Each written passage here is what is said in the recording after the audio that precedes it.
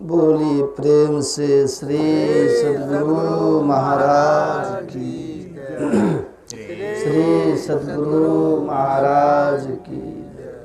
श्री सद्गुरु महाराज। ध्येयं सदा परिभवग्नमभीष्टदोहम् तीर्थास्पदं शिवविरञ्चिनुतं शरण्यं भृत्यार्तिहं प्रणतपाल भवाब्धिपोतं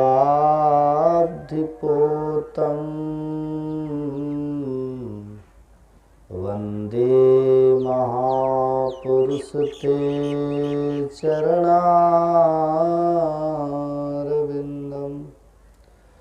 अखण्डानन्दबोधाय शिष्यसन्तापहारिणे सच्चिदानन्दरूपाय रामाय गुरवे नमः। बोली प्रेम से श्री सद्गुरु महाराज की जय। श्री सद्गुरु महाराज की। श्री सद्गुरु महाराज।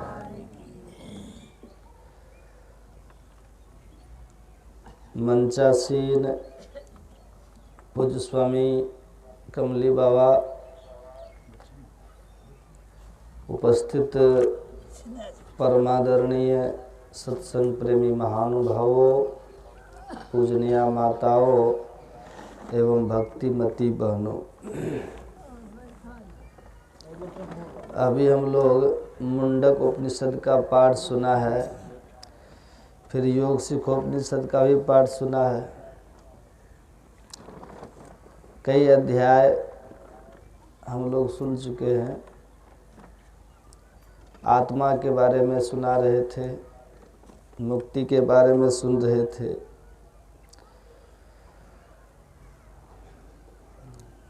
उसी में हम लोग छठे अध्याय का भी पाठ सुना। कई अध्याय हैं। वो छठा अध्याय से योग सिखोपनिषद का, उसमें भगवान शिव का उपदेश है। भगवान शिव उपदेश करते हैं और ब्रह्मा जी श्रोता बन करके बैठ करके सुनते हैं। उसी का पाठ हम लोगों ने सुना। हम लोगों का शरीर जो है, ये मानव तन, इस मानव तन को सबसे श्रेष्ठ शरीर कहा गया है। और इस मानव तन में 72% जल है। क्या है? हम लोग का जो शरीर है ना, इस शरीर में 72% जल ही है, पानी की मात्रा है। और पानी में रस भी है, रक्त भी है, मज्जा, ये सब उसी में आता है। इस मानव के शरीर में 72% केवल जल है, अब बाकी में और सब है। उसी तरह से इस मानव शरीर में 72 करोड़ नस नाड़ियों का जाल बिछा हुआ है। 72 करोड़ नस नाड़ियाँ इस शरीर में है। ये जो हम लोग का जो मस्तिष्क है ना, ये मस्तिष्क देख रहे, ये ललाट का भाग, ये सबको नहीं होता। 84 लाख योनियों में ये जो ललाट है, ये सबको नहीं होता है। अद्भुत चीज़ है ये ललाट। बंदर को होता है पर विक्षिप्त, विचित्र होता है उसका, है ना। कई जानवरों को होता है लेकिन ऐसा नहीं होता है। ये मनुष्य का ये जो ललाट है, ये कपाल, ये अद्भुत है। केवल इसमें 1 करोड़ नाड़ियां हैं, केवल इसी में 1 करोड़, यही कपाल में केवल। आप विचार कीजिए, आप पूरे शरीर में 72 करोड़ नस नाड़ियां हैं। उन 72 करोड़ में भगवान शंकर कहते हैं, एकोत्तरम नाड़ी शतम तासाम मध्य परास्मृता सुषुम्ना तु परे लीना बिरजा ब्रह्म रूपिणी। भगवान शंकर कहते हैं ब्रह्मा जी, इस 72 करोड़ नस नाड़ियों में 101 नाड़ी प्रधान है। 101 को भगवान शंकर निकाल लिए, उसी में कई नाड़ियां हैं। तो 72 करोड़ में से भगवान शंकर ने 101 नाड़ियों को अलग किया है। 101 नाड़ियां प्रधान है। फिर भगवान शंकर कहते हैं कि उन 101 नाड़ियों में 3 नाड़ी प्रधान है। कौन कौन?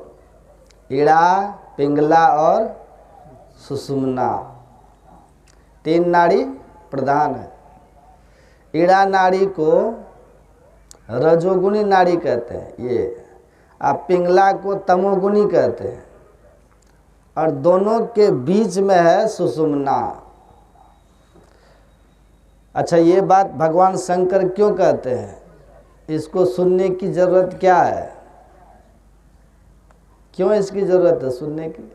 ब्रह्मा जी ने पूछा कि प्रभु, ये सुषुम्ना की बात जो आप सुना रहे हैं, ये सुषुम्ना की जो चर्चा आप सुना रहे हैं, इसकी आवश्यकता क्या है? इसको सुन करके मिलेगा क्या? तब भगवान शंकर ने कहा, क्या कहा? भगवान शंकर कहते हैं ब्रह्मा जी, गंगायाम सागरे स्नत्वा, पाठ में सुन रहे थे ना, नत्वा च मणिकर्णिकाम मध्य नाड़ी विचारस्य कलाम नारहंती सोरसी। भगवान का शंकर कहते हैं ब्रह्मा जी, कोई गंगा सागर में जाकर के स्नान करे, अभी मकर संक्रांति आ रहा है ना, जाएंगे ना, भगवान शंकर कहते कोई गंगा सागर में जाकर के स्नान करे, या फिर कोई वहां जाके मणिकर्णिका घाट, कहाँ है? बनारस में जो मणिकर्णिका घाट है, वहां जाकर के नत्वा च मणिकर्णिका, वहां पर जाकर के प्रणाम करे। केवल ध्यान से सुनिएगा, भगवान शंकर कह रहे हैं गंगा सागर में स्नान करने का जो फल है, गंगा सागर में कौन रहते हैं? भगवान कपिल का आश्रम है, आप जाके देखिएगा।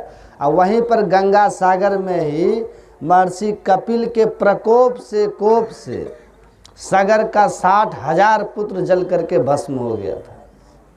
उन्हीं के वंश में पीछे राजा भगीरथ हुए, जिन्होंने तप करके गंगा को हिमालय से उतारा है, और उतार करके वहाँ ले गए, और वहीं सागर में जाकर के गंगा मिलती है। गंगा सागर, उसी मिलन स्थल पर उनके वंशों का, सागर के पुत्रों का उद्धार हुआ था, 7,000 पुत्रों का। इसलिए ये वहाँ की महत्ता है। और वहाँ पर भगवान कपिल कहते हैं अब भी वहाँ वास करते हैं। अब प्रति वर्ष वहाँ बहुत भव्य मेला लगता है मकर संक्रांति में, गंगा सागर में। लोग देश दुनिया से, दूर दूर से लोग वहाँ जाते हैं दर्शन करने के लिए, और उसकी बड़ी महत्ता है। अब कितनी महत्ता है आप इसी बात से सोचिए कि भगवान शंकर उसकी चर्चा कर रहे हैं, है ना महत्ता। भगवान शंकर कहते हैं कि हे ब्रह्मा जी, वहाँ गंगा सागर जहाँ 60,000 सागर पुत्रों का उद्धार हुआ, जहाँ भगवान कपिल का वास है, नित्यवास जहाँ भगवान कपिल का माना जाता है, जहाँ पर गंगा सागर से मिलती है, वो जो गंगा सागर है, वहाँ प्रणाम करने की, नहाने की बड़ी महिमा है, वहाँ स्नान करने का बड़ा महत्व है। तो भगवान शंकर कहते हैं कोई व्यक्ति चला जाए गंगा सागर, और गंगा सागर में जाके स्नान करे, प्रणाम करे, और वहाँ उसका सेवन करे, गंगायाम सागरे स्नत्वा, वहाँ जाकर के स्नान करे। अब वहाँ से फिर निकले, स्नान करने का पुण्य हो गया, स्नान करने का फल हुआ वहाँ, इतना करके वहाँ से निकले, और निकल करके सीधा चले जाए बनारस मणिकर्णिका घाट। अब वहाँ जाकर के मणिकर्णिका घाट को केवल प्रणाम करे, बहुत फल है।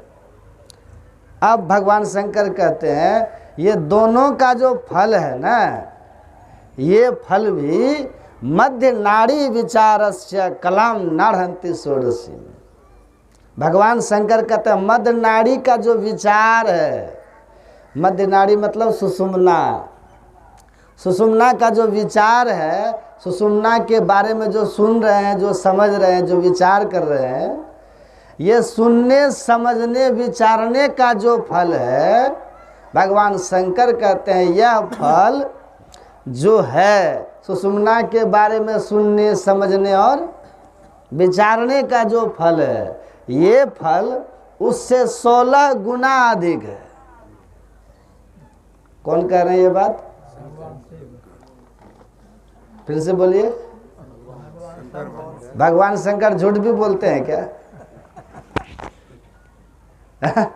भगवान शंकर ऐसे देवता है, भगवान शंकर एक ऐसे देवता हैं जिनको असत से बहुत नफरत है। आप लोग सुने होंगे, एक असत के चलते भगवान शंकर ने माता सती जैसी साध्वी धर्म पत्नी का परित्याग कर दिया था। सोचिए, वो भगवान शंकर कह रहे हैं कि गंगा सागर में स्नान करने का जो फल है, अब मणिकर्णिका घाट में जाकर के प्रणाम करने का जो फल है, ये जो दोनों फल हुआ, इसका 16 गुना जितना फल होना चाहिए, वो फल इस सुषुम्ना के विचार मात्र से प्राप्त हो रहा है, हो जाता है विचार मात्र से। और दान करने से क्या होता है? पुण्य होता है ना, पर तुरंत मिलता है। भूखों को भोजन कराने से क्या होता है? पुण्य होता है, पर तुरंत दिखता है। वो स्टोर होता है, जमा होता है, पुण्य आपका जमा हो रहा है। कहते हैं ना, कुआं खोदवाने से, अस्पताल बनवाने से, विद्यालय बनाने से क्या होता है? बोले पुण्य होता है। तो क्या वो पुण्य तुरंत दिखता है? ऐसा विश्वास लोग करते हैं कि ये जो सत्कर्म हम कर रहे हैं, पुण्य कर्म हम कर रहे हैं, इसका फल जमा हो रहा है, आज समय से हमको मिलेगा। ऐसा विश्वास रखते हैं कि नहीं? यही भगवान शंकर कहते हैं, अगर पुण्य की बात आप करते हैं तो विश्वास कीजिए। अगर कोई सत्संग में बैठ करके और चर्चा करे, सुषुम्ना विषयक चर्चा करे, खाली सुषुम्ना के लिए विचारे, सुषुम्ना के लिए सुने समझे, ये सुनने और समझने से जो पुण्य होता है, भगवान शंकर कहते हैं ये 16 गुना अधिक होता है। किससे? गंगा सागर में स्नान करने से, अब मणिकर्णिका घाट को जाके प्रणाम करने से। विश्वास हो रहा है कि नहीं?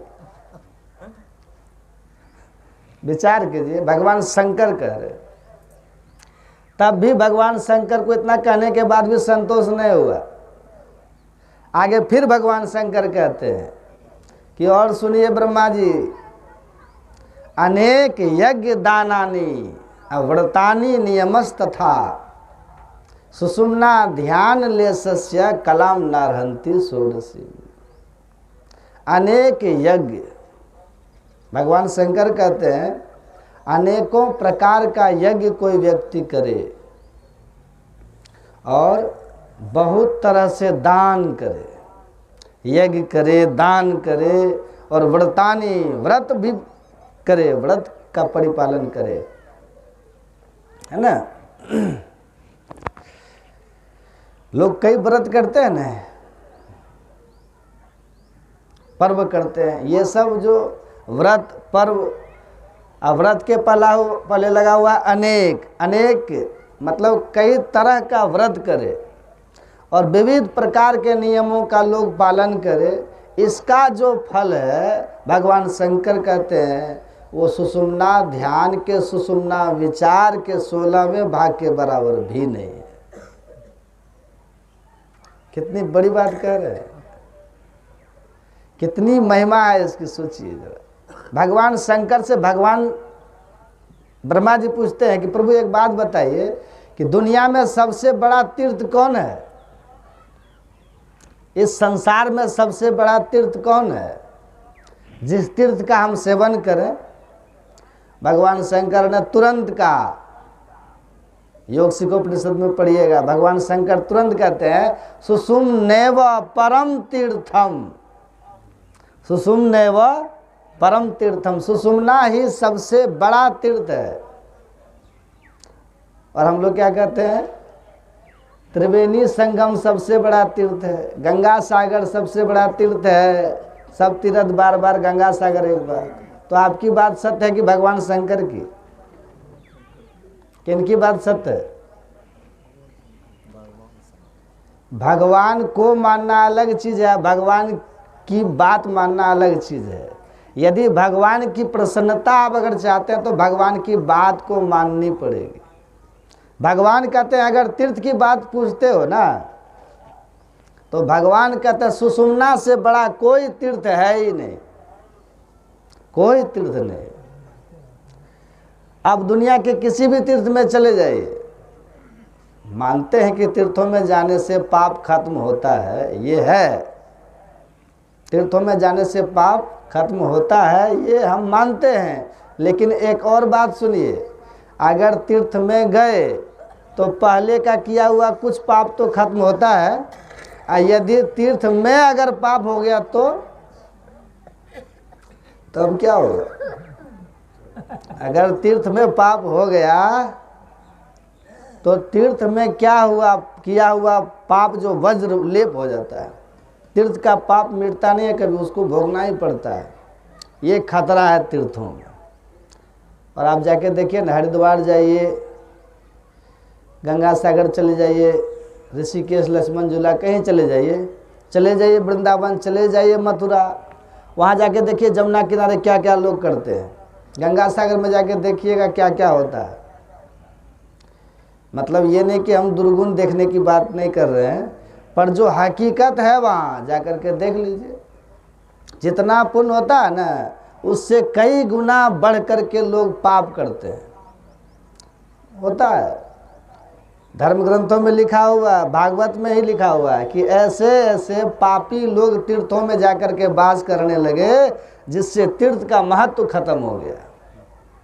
लेकिन हमारे मन में तभी बैठा हुआ है ना कि गंगा सागर जाकर के स्नान करना चाहिए, मणिकर्णिका में जाके स्नान प्रणाम करना चाहिए, इसकी महिमा है, नहीं है सो बात नहीं है। पर भगवान शंकर कहते हैं अगर आप वहीं अपने घर में ही बैठ करके इस मध्य नाड़ी का विचार केवल करते हैं, उससे 16 गुना अधिक फल मिलेगा। और ये सबसे बड़ा तीर्थ है। ये त्रिवेणी संगमो यत्र तीर्थराजः उच्यते, भगवान शंकर की वाणी है। तत्र स्नानम प्रकुर्वित सर्व पापे प्रमुच्यते, उसमें स्नान करने से सभी प्रकार के पापों से लोग मुक्त हो जाते हैं। कितनी बड़ी बात है, सुनिए। भगवान शंकर कहते हैं सुषुम्नैव परम तीर्थम, सुषुम्ना सबसे बड़ा तीर्थ है। सुषुम्नैव परो जपः, सुषुम्ना सबसे बड़ा जप है। सुषुम्नैव परम ध्यानम, सुषुम्ना सबसे बड़ा ध्यान है। सुषुम्नैव परागति ही, सुषुम्ना सबसे बड़ा कल्याणकारिणी है। इससे बड़ी बात और क्या होगी? भगवान शंकर कहते हैं इस पर विचार कीजिए। 72 करोड़ नस नाड़ियां हैं, सुने ना, उसमें से कितने को निकाले भगवान शंकर? 101 को निकाल दिए। और 101 में भगवान शंकर कहते हैं एको तरम नाड़ी सतम तासाम मध्य परास्मृता सुषुम्ना तु परे लीना विरजा ब्रह्म रूपिणी। भगवान शंकर कैसा नाम देते हैं सुषुम्ना का? पहला नाम देते हैं विरजा, वीरजा। विरजा का मतलब क्या होता है? विरजा का मतलब होता है रजोगुण रहित। जहाँ रजोगुण होता है वहीं विकार होता है मन में। रजोगुण का काम क्या है? विकार उत्पन्न करना। रजोगुण की वृद्धि होने से मन में काम विकार, क्रोध विकार, लोभ विकार, ईर्ष्या, द्वेष, छल, कपट, ये सब होता है रजोगुण की वृद्धि होने से। और जब तमोगुण बढ़ता है तब क्या होता है? आलस, निद्रा, जम्हाई, नींद, ये सब आता है तमोगुण के कारण। तो भगवान शंकर क्या कह रहे हैं? ये जो सुषुम्ना नाड़ी है ना, ये तमोगुणी तो है ही नहीं और ये रजोगुणी भी नहीं है। वीरजा मतलब ये रजोगुणी नहीं है, तब क्या है? भगवान शंकर कहते हैं ये सतोगुणी नाड़ी है। सत्वगुणी नाड़ी है। और सत्वगुणी कहने का मतलब क्या हुआ? जहाँ सत्व गुण है, जहाँ सात्विकता है ना, वही तो सादगी है। जहाँ सात्विकता वही तो निष्पापता है। जहाँ सात्विकता है वहीं तो निर्विकार भाव है। जहाँ सात्विकता है वहीं तो निर्विषय का भाव रहता है कि नहीं? कितनी बड़ी बात कर रहे हैं। भगवान शंकर कहते हैं ब्रह्मा जी, इसी सुषुम्ना को विरजा कहते हैं। विरजा क्या कहते हैं? विरजा मतलब सतोगुणी है। और दूसरा नाम भगवान शंकर दे रहे हैं इसका, ब्रह्म रूपिणी। क्या नाम है? ब्रह्म रूपिणी। मतलब ब्रह्म रूपिणी। ब्रह्म रूपिणी क्यों कहा? ब्रह्म रूपिणी इसलिए कहते हैं कि जो सुषुम्ना का ध्यान करते वो ब्रह्म रूप हो जाते हैं। इसी को भगवान शंकर एक दूसरा नाम देते हैं, तीसरा, ब्रह्मरंध्रम। ब्रह्मरंध्र, ब्रह्मरंध्र कहते हैं, ब्रह्म रूप कहते हैं और विरजा कहते हैं। ये तीन नाम भगवान शंकर ने दिया है इसका मुख्य रूप से। ब्रह्मरंध्र ही क्यों कहते हैं? वो ऐसी नाड़ी है जिस नाड़ी में प्रवेश करने से सीधे ब्रह्म के पास जीव चला जाता है। हमारे गुरु महाराज क्या कहते हैं इसको? सुख मन के झीना नाल से अमृत की धारा बह रही, अमीन सूरत धार धर भाठा से सिरा चढ़ी रही। वही भगवान शंकर कहते हैं, इस ब्रह्म रूपिणी नाड़ी में प्रवेश करने से ब्रह्मवत हो जाता है ये जीव।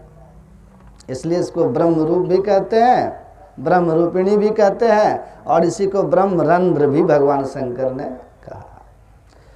अब ये सबसे बड़ी बात ये है, ये सुषुम्ना नाड़ी कहाँ पर है, ये किधर है, यही पेच की बात है। इसकी महिमा तो बहुत है, बड़ी महिमा। भगवान शंकर कहते हैं इसके बारे में विचार करने का भी जो फल है, वो फल भी गंगा सागर में स्नान और मणिकर्णिका घाट को प्रणाम करने के 16 गुना ज़्यादा है। कितनी बड़ी बात कह दी। अब फिर अनेकों प्रकार के यज्ञ, दान, व्रत और नियम का परिपालन करने का जो फल है, उससे 16 गुना अधिक है इसका फल। लेकिन अब पेच की जो बात कहते हैं कि ये सुषुम्ना नाड़ी है कहाँ पर, ये किधर है, भगवान शंकर कहते हैं सुषुम्ना तू परे लीना। सुषुम्ना तू परे लीना। भगवान कहते हैं ब्रह्मा जी, ये सुषुम्ना पर में विद्यमान है। पर कहाँ विद्यमान है? पर में। पर का मतलब क्या हुआ? पर का मतलब होता है ऊपर। पर का मतलब ऊपर। तो भगवान शंकर कहते हैं ये ऊपर में विद्यमान है। किसके ऊपर में? तो रजोगुण और तमोगुण, ईड़ा पिंगला ऊपर, इसके ऊपर। इसी को माता सहजोबाई कहती है खुलासा में। माता सहजोबाई कहती है, भैया जी हरिरस पी मतवारा, भैया जी हरिरस पी मतवारा, 8 पहर झूमत ही बीते, डार दियो सब भारा। ईड़ा पिंगला ऊपर पहुंचे। कहाँ पहुंचे? ऊपर। भगवान शंकर क्या कहते हैं? सुषुम्ना तू परे लीना। भगवान शंकर जो कहते हैं, माता सहजोबाई उनको देख रही है, अनुभव कर रही है। भगवान शंकर कहते हैं पर में विद्यमान है, और माता सहजोबाई क्या कहती है? साधना करके देख करके तब कहती है ईड़ा पिंगला ऊपर पहुंचे। ऊपर जब गए तब क्या हुआ? सुखमन, वहां सुखमना है, सुखमन पाठ उघारा। यही बात है कठिन, यही इसी में समझने की बात है इसी को। जिस असली योग को नहीं जानने के कारण लगन मुहूर्त का योग देख देख करके भी लोगों के जीवन में मेल नहीं होता है। होता है? अगर इस योग को जीवन में धारण कर लेंगे तो सहज ही मेल और प्रेम हो जाएगा। क्योंकि विवाद क्यों होता है? अहम का टकराव जब होता है ना, हम विकारों के जब शिकार होते हैं, जब भीतर में क्रोध उपजता है, काम उपजता है, लोभ उपजता है, ईर्ष्या की भावनाएं आती है, तो आपस में लोग विवाद करते हैं। अगर हमारे अंदर में न अहंकार हो, न किसी तरह का क्रोध भाव हो, न लोभ हो, मोह हो, ईर्ष्या हो, द्वेष हो, तो मेल होगा कि नहीं होगा?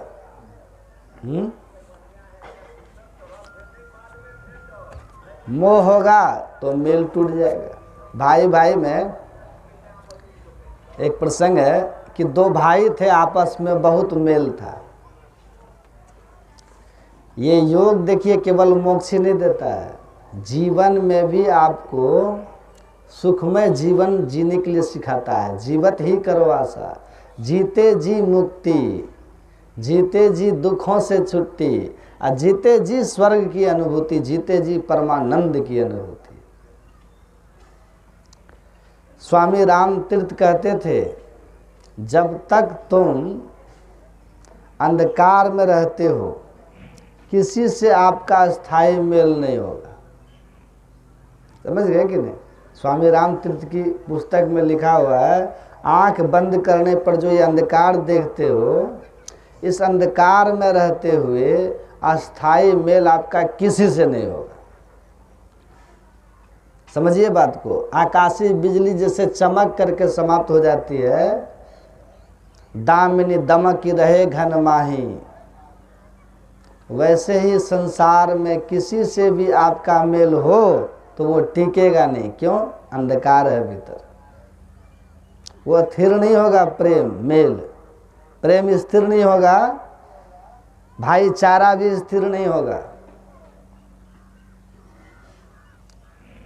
अगर मेल चाहते हो तो स्वामी राम तीर्थ कहते थे कि अंधकार के पार जाओ, मतलब विकार मुक्त हो जाओ। अंधकार में विकार है, काम, क्रोध, लोभ, मोह, सब की प्रबलता कहाँ रहती है? अंधकार में। और जिनके हृदय ऐसे विकारों से भरा है, वह स्वार्थ में, ईर्ष्या में, नाना प्रकार के विकारों के कारण कहीं भी स्थिर प्रेम नहीं कर सकेगा, निस्वार्थ नहीं हो सकता।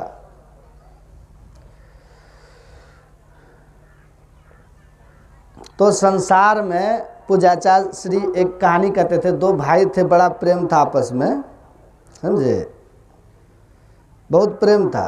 दोनों कमाते थे, बड़ा भाई मालिक था, छोटा भाई सब कमा करके बड़े भाई को ही देता था। अब बड़े भाई भी आज तक पूरी ईमानदारी से दोनों के लिए काम कर रहे थे। जो कुछ भी खरीदना है तो दोनों के लिए, कहीं एक पैसे की बेईमानी नहीं करते थे, नहीं की। एक दिन बड़े भाई खेत से एक गन्ना तोड़ करके, ईख तोड़ करके ला रहे थे घर। तो दोनों भाई को एक एक लड़के थे। छोटा भाई छत पे खड़ा था, बड़ा भाई गन्ना लेकर के आया। दोनों के बच्चे लगभग 2 साल के अंतर पर थे उम्र में।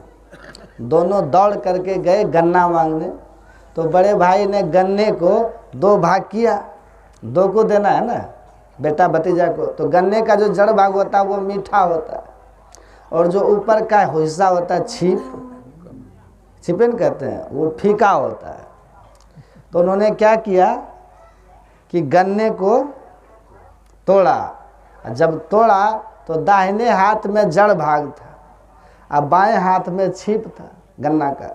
लेकिन भतीजा था दाहिनी ओर खड़ा और बेटा था बाईं ओर खड़ा। तो जड़ भाग भतीजे के तरफ था और छिप भाग बेटे के तरफ था। तो उसने क्या किया कि अपने हाथ को ऐसे करके दे दिया, ऐसे करके, इस तरह से कर दिया। ध्यान से सुनिएगा। छोटा भाई नीचे उतरा, बड़ा भाई दरवाजे पर आया और कहा कि अभी इसी क्षण बंटवारा हो जाना चाहिए। कहा क्यों? क्या हो गया?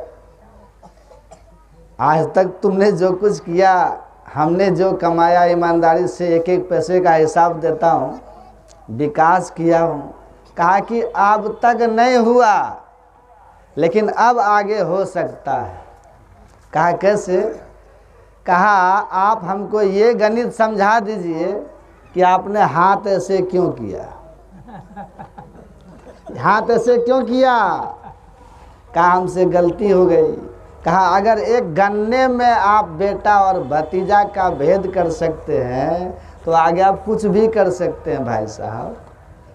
इसलिए बंटवारा हो जाना चाहिए। अब दृष्टि आपकी बदल रही है। एक बड़े महापुरुष हुए संत ज्ञानेश्वर, नाम सुने? दक्षिण महाराष्ट्र में बाल संत थे, जन्मजात संत थे। इतने श्रेष्ठ महापुरुष थे, अद्वैत सर्व खर्मिदम ब्रह्म, सब जीव मात्र में ब्रह्म दर्शन करने वाले संत ज्ञानेश्वर। वो कहते थे, ब्राह्मण कुल में जन्म हुआ था उनका, लेकिन दक्षिण में जातिवाद इतना, पहले तो सब जगह था, इतना प्रखर था, छुआछूत की भावना, लेकिन वो नहीं मानते थे। सबको गले लगाना, सबके घर खाना, जिसके कारण जाति के लोग ही बहुत विरोध किए उनका। एक बार एक भैंस जा रही थी,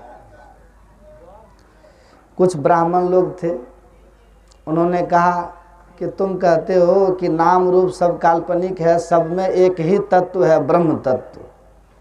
तत्व सत्य है और शरीर जो है वह काल्पनिक है, जड़ है, परिवर्तनशील है।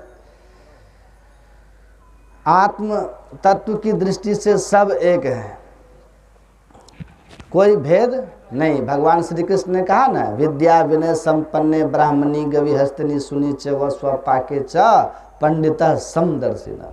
विद्या विनय से संपन्न कोई ब्राह्मण हो, गाय है, हाथी हो, चंडाल है,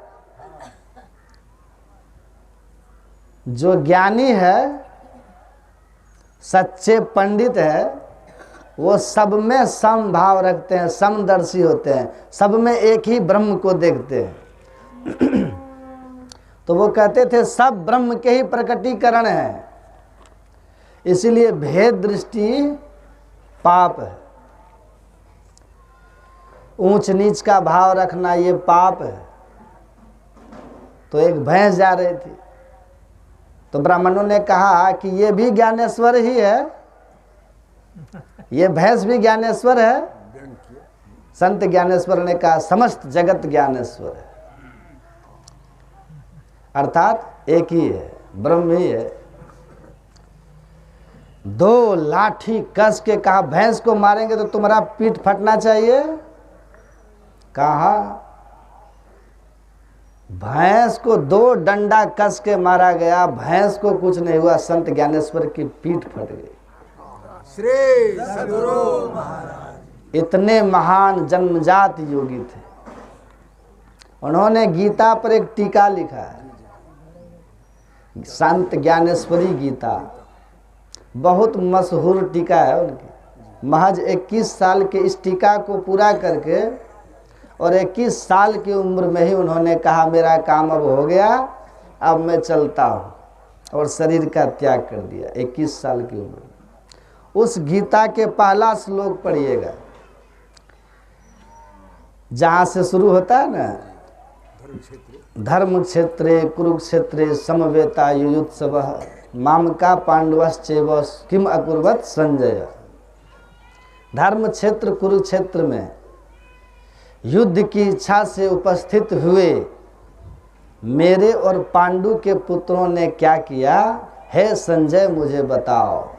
धृतराष्ट्र पूछ रहा है संजय से, जो हस्तिनापुर में वेदव्यास जी महाराज की दी हुई दिव्य दृष्टि से सब कुछ साफ साफ देख करके और धृतराष्ट्र को कमेंट्री सुना रहा था। देखिए संत ज्ञानेश्वर कहते हैं सारी महाभारत इसी श्लोक में, सारी महाभारत, सारा युद्ध, लड़ाई झगड़ा, द्रौपदी का चीर हरण, राज अज्ञातवास, जो कुछ भी हुआ है, सारा का सारा विवाद इसी श्लोक में छिपा हुआ है। कुछ श्लोक में, किस श्लोक में? माम का पांडवश्चैव, मेरे और पांडु के पुत्र। धृतराष्ट्र को दुर्योधन अपना पुत्र दिखता है, युधिष्ठिर अपने भाई का पुत्र दिखता है, और मेरा पुत्र मैं और मोर तोड़ते माया। मेरा पुत्र का जो मोह है धृतराष्ट्र को, उस मोह ने उसको ऐसा पुत्र का मोह, मेरा पुत्र मेरा पुत्र, ये मोह उसको ऐसा अंधा कर दिया है, ऐसा अंधा कर दिया कि उस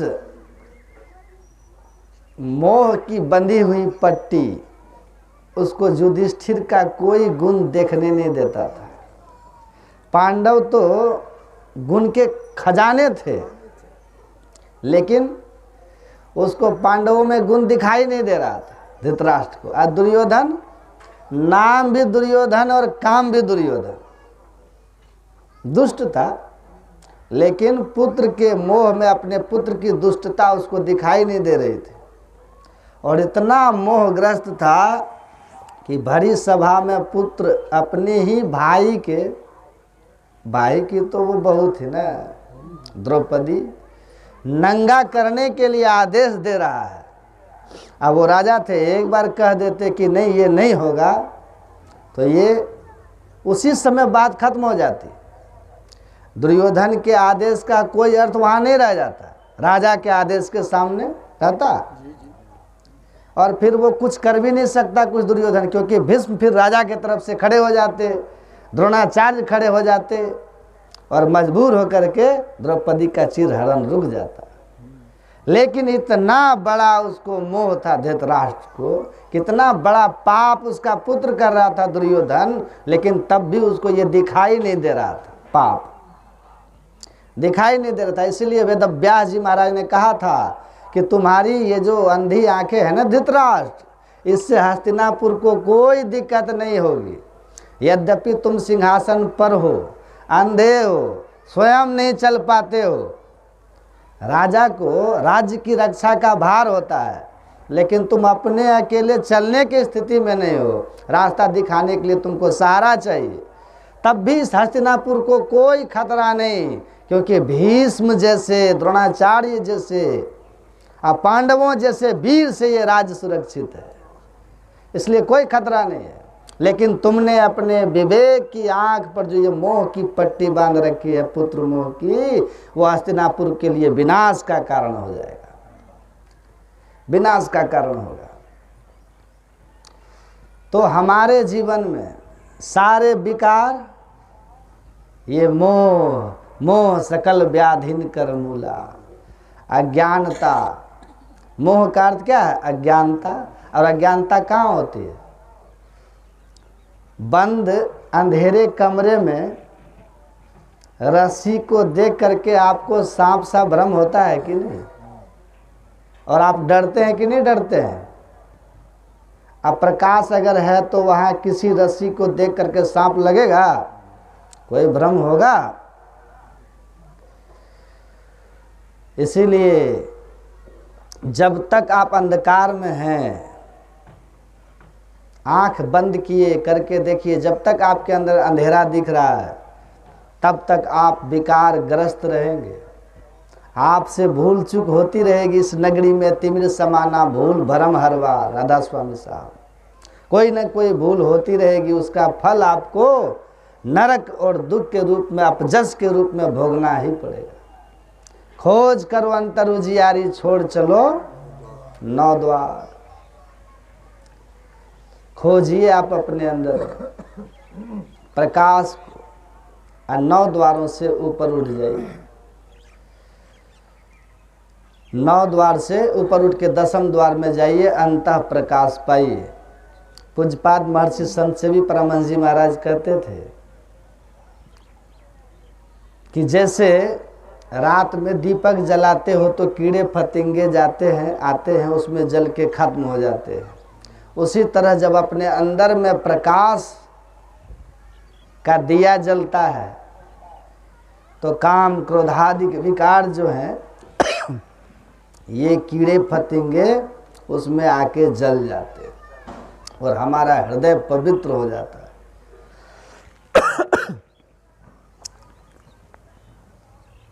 आप लोगों ने सुना होगा संत के रूप में प्रसिद्धि जिन्होंने बहुत पाई थी, क्या नाम था, दुर्भाग्य से आज जेल में है, आसाराम बापू। कुप्पा घाट आश्रम आए थे तो महर्षि संत सेवी परमहंस जी महाराज बाद में भी आए थे, आचार्य श्री के समय में भी आए थे, पूज्य हरनंदन बाबा के समय में भी आए थे। तो पूज्य संत सेवी जी महाराज के समय में जब आए थे तो मैं भी था, तो उन्होंने पूज्यपाद के कमरे में जाकर के कहा आपके कमरे का वातावरण तो बड़ा शांत है महाराज, अगर आप देसी गाय का घी, देसी गाय के दूध का जो घी होता है उसके दिया जलाए तो कमरे का वातावरण और पवित्र होगा।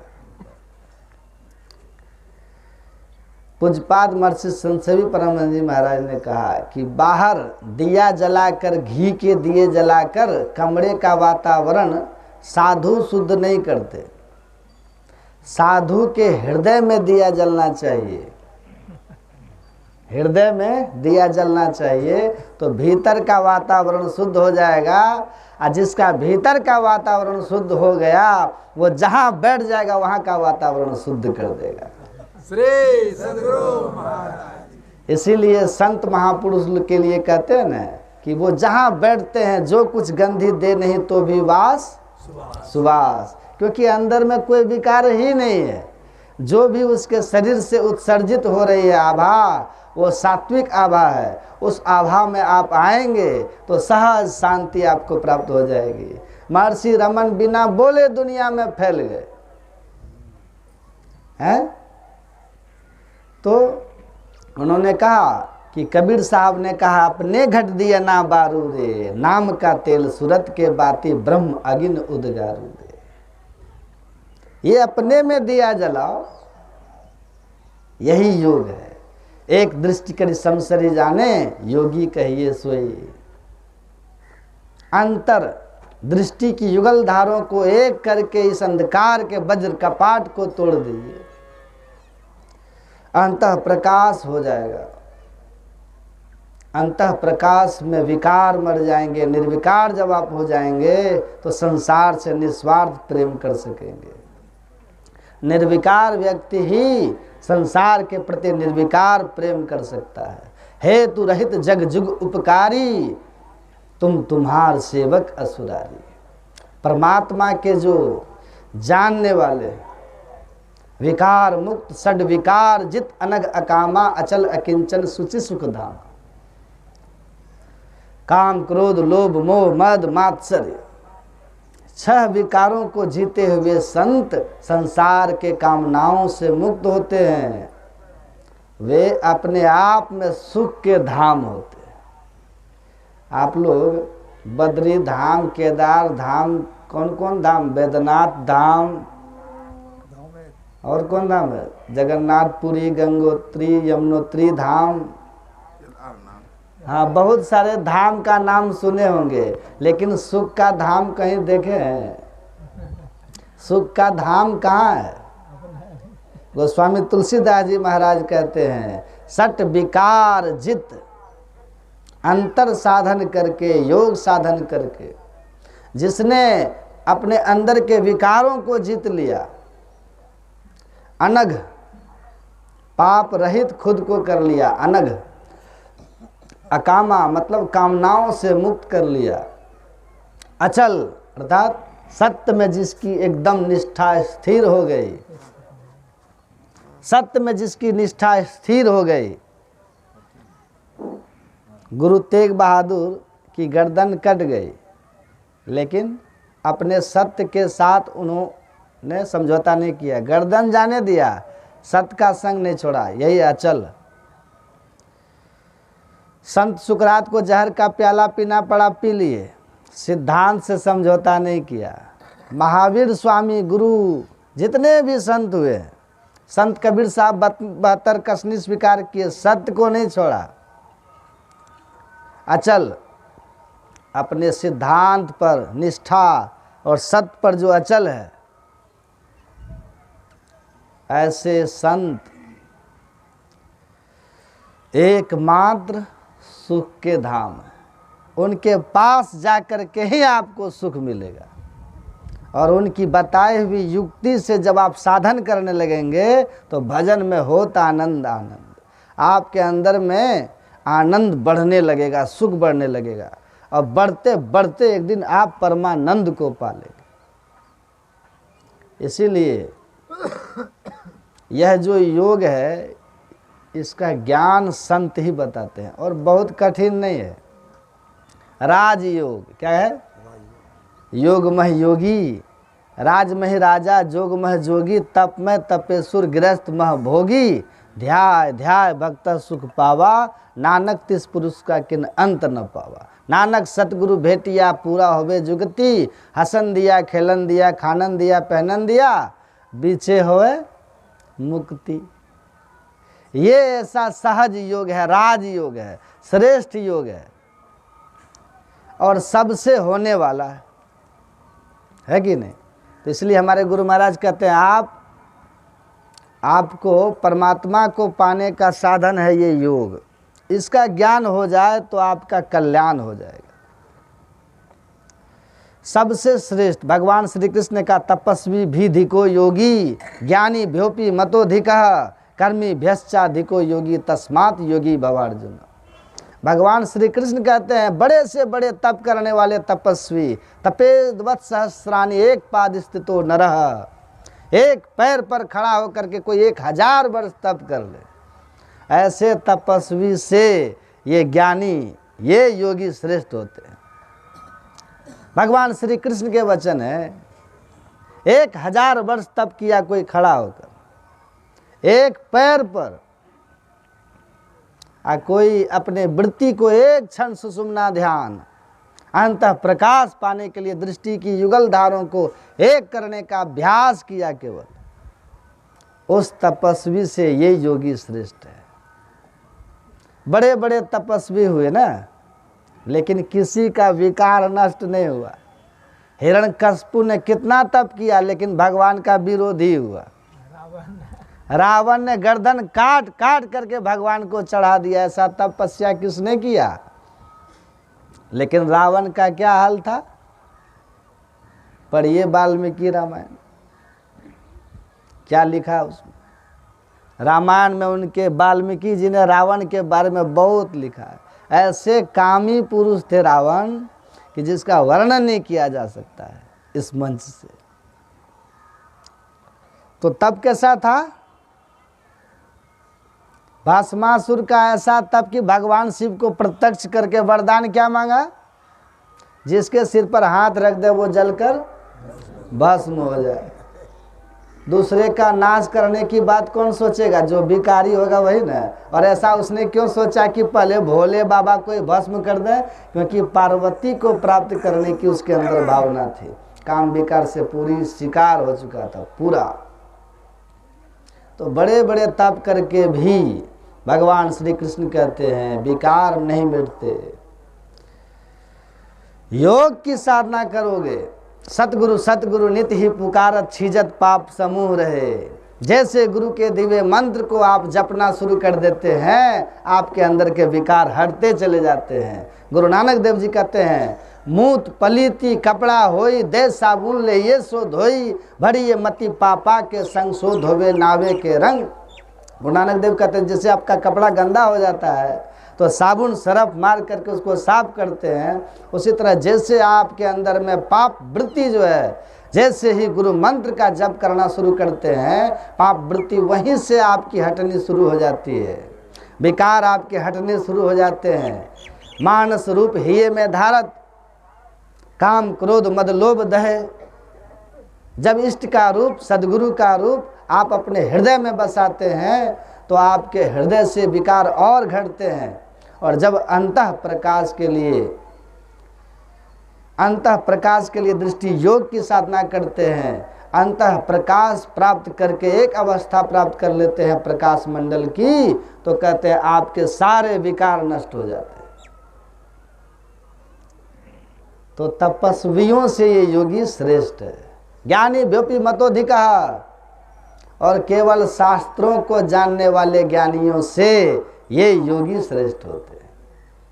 सारे शास्त्र याद है आपको, बैसाख सकलो साख ग्रंथन की रहे जानत को, अध्यान बिनु मन अथिर जो तो शांत नहीं पावे सो। समस्त धर्म ग्रंथों का ज्ञान भले आपको हो, लेकिन अगर आप ध्यान नहीं करते, योग नहीं करते, तो आपके ये ज्ञान कोई अर्थ नहीं रखते। हमने पढ़ा है योग वासिष्ठ में भगवान राम से महर्षि वशिष्ठ ने कहा था, हे राम, समस्त धर्म ग्रंथों को किसी ने कंठस्थ कर लिया हो, लेकिन प्रेम भक्ति जल बिनु रघुराई अभियंतर मल कबहु न जाई। लेकिन प्रेम भक्ति के जल से जिसने अपने हृदय को नहीं सिंचित किया, उसके समस्त धर्म ग्रंथ मृत्यु काल में ऐसे ही व्यर्थ हो जाते हैं, उसका साथ छोड़ देते हैं, जैसे पंख उगाने पर पक्षी के बच्चे अपने पूर्व माता पिता के घोंसले का त्याग कर देते हैं। अर्थात वो ज्ञान काम नहीं आते, वो ज्ञान काम नहीं आता। आदित्यो चतुरो वेदान बहुशास्त्राणि नेक सह, अब्रह्म तत्व न जानाति दर्वी पाक यसम यथा। ऐसे ज्ञानी उस कलछुल की तरह है जो बहुत तरह के व्यंजनों में चलते तो हैं, पर किसी का स्वाद नहीं जानते। पर इतना ज्ञान तो सबको जरूर होना चाहिए कि ईश्वर का स्वरूप क्या है। रामकृष्ण परमहंस कहते थे, अगर किसी को समझाना हो तो बहुत धर्मशास्त्र की जरूरत पड़ती है तर्क दे देकर समझाने के लिए, लेकिन अपने कल्याण के लिए, जैसे आत्महत्या करने के लिए एक ब्लेड काफ़ी होता है, एक रस्सी काफ़ी होती है, वैसे ही आत्म कल्याण करने के लिए गुरु की बताई हुई योग का ज्ञान काफ़ी होता है। अगर शिष्य गुरु द्वारा प्रदत्त ज्ञान का आदर करे और उसको अपने जीवन में उतार ले, भले वेद पुराण वो नहीं जानता, फिर भी उसका परम कल्याण सुनिश्चित है। तो इसीलिए कहा कि धर्मशास्त्र बहुत याद है, लेकिन अगर सदगुरु की सदयुक्ति से योग साधन नहीं करते तो वो कहते हैं ऐसे ज्ञानियों से योगी बहुत श्रेष्ठ होते। कर्मी भ्यश्चाधिको योगी, बहुत तरह के कर्म कांड जो लोग करते हैं, यज्ञ जो लोग करते हैं, रुद्र महायज्ञ और विष्णु महायज्ञ, बहुत तरह के लोग यज्ञ करते हैं। इन यज्ञों के फलस्वरूप क्या होता है? स्वर्ग का संस्कार पड़ता है। पुण्य से लोग स्वर्ग जाते हैं, लेकिन पुण्य क्षीण होने पर फिर संसार चक्र मिलता है। लेकिन उन कर्मकांडियों से ये योगी बहुत श्रेष्ठ होते हैं। क्यों? क्योंकि भगवान कहते हैं इस योग के आरंभ का नाश नहीं होता। नेहा विक्रम नास्वस्ति प्रत्यवायोर न विद्यते स्वल्पमभ्यस्य धर्मस्य हताते महतो भयात्। इस योग का जिसने आरंभ कर दिया है, जो नित्य नियमित बैठ करके ध्यान कर रहे हैं, इसका फल क्या होगा? इसका थोड़ा थोड़ा अभ्यास भी महाभय, अर्थात उस कर्मकांड के यज्ञ का फल, उसका संस्कार स्वर्ग में ले जाएगा। पुण्य छीन होगा, छीने पुण्य मर्त लोके विसंति। फिर आप कहाँ कहाँ कौन कौन जोनी में जाएंगे, कौन कौन पता नहीं, लेकिन इस योग के आरंभ का कोई नाश नहीं होगा। एक बार आरंभ हो गया तो आपको मरणोपरांत फिर मनुष्य शरीर ही मिलेगा, और जब तक आप परम पद तक नहीं पहुंच जाएंगे, इसका संस्कार मोक्ष में जाने का, ये मोक्ष पद तक पहुंचा करके ही आपको छोड़ेगा।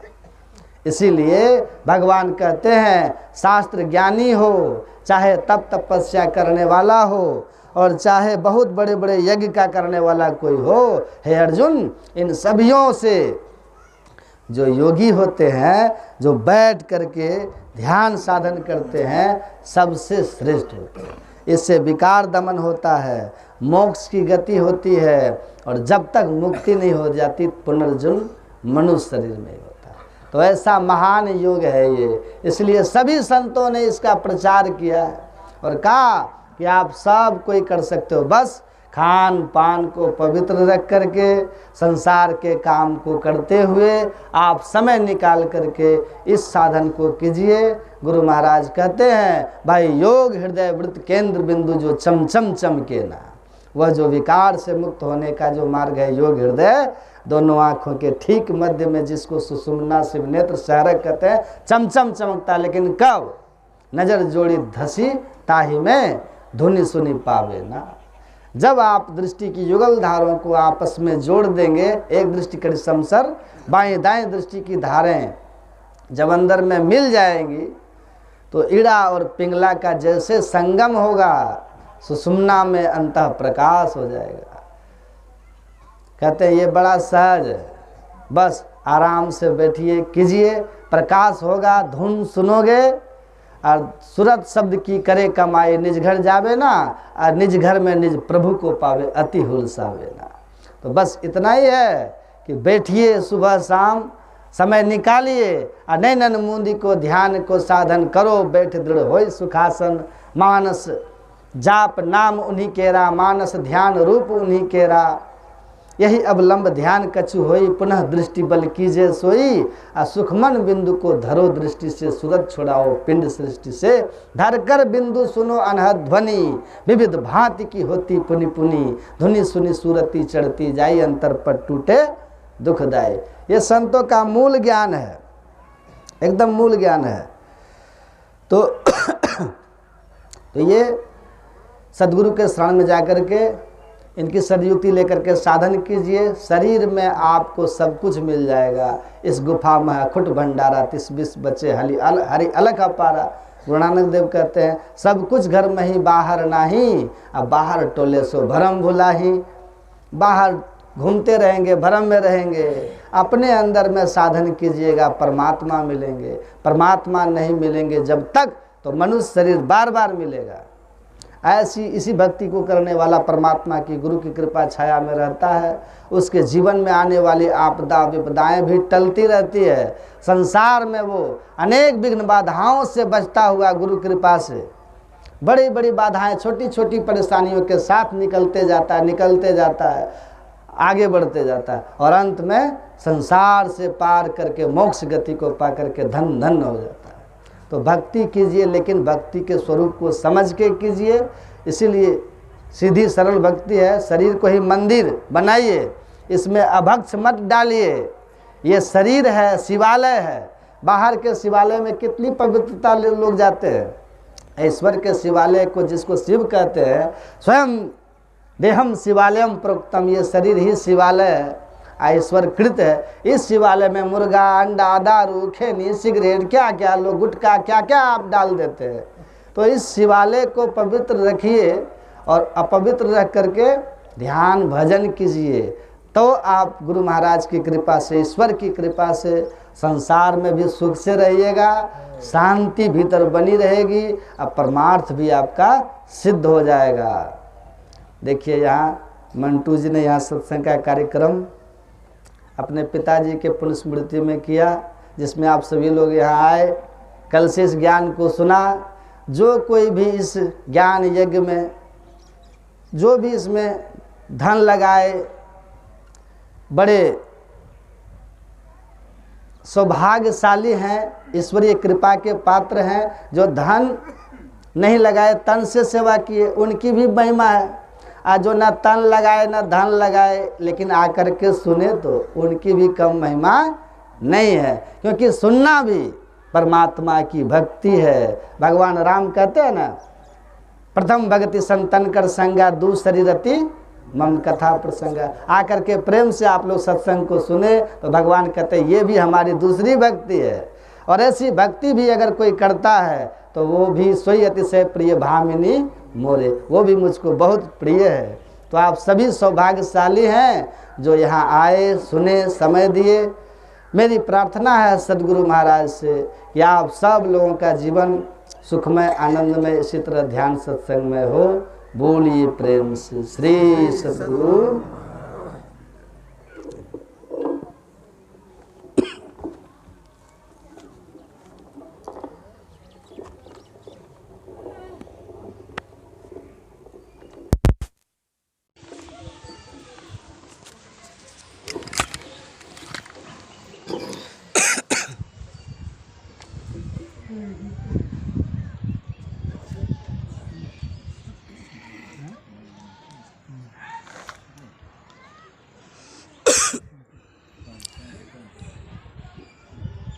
वंदो गुरुपद कृपा सिंधु महामोह व्यास वचन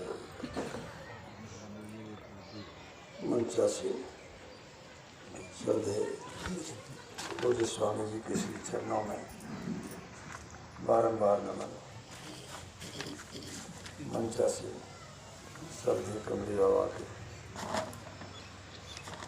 चरणों में नमन और उपस्थित सत्संग प्रेमी सज्जनों, धनशिला माताओं, पुण्यों बहनों,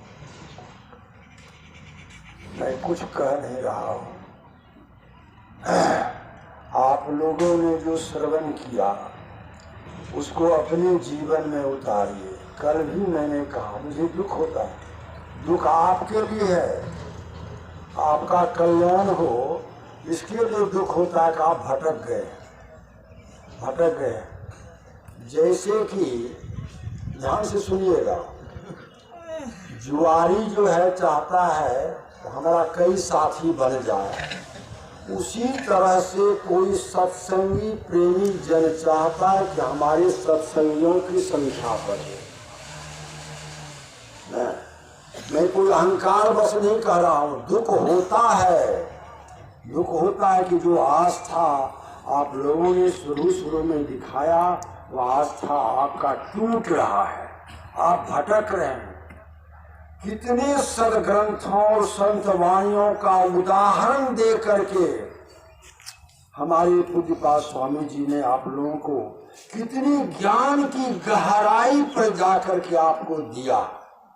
और आप बताएं, यदि आप कहीं किसी दूसरे पंथ में हैं उसका उदाहरण दीजिए आपके सामने में।